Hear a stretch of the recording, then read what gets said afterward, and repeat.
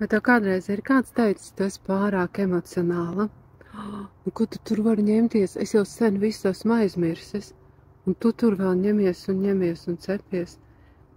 Tev jāstrādā ar savām emocijām, lai mūsu attiecībās būtu uzlabojums. Un vispār es taču tev atvainojos. Nu, ko tu tur vēl ņemies? Un bērnībā māma uz mani ļoti dusmojās, taisīja histērijas. Un es pēc tam ilgi pārdzīvoju. Viņa izlamājās un viņa bija mierīga.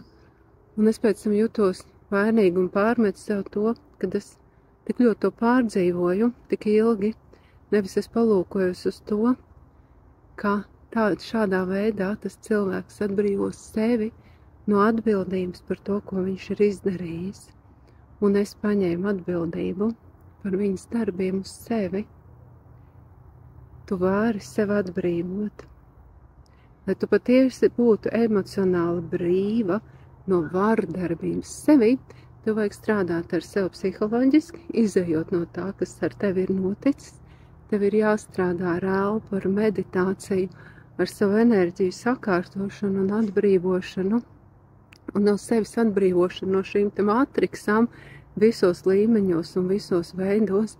Un tad, kad tas brīnums notiek, pamazām notiek, tad tikai tu ieraugi, kāda tu dārgakmenis patiesībā esi un vienmēr esi bijusi.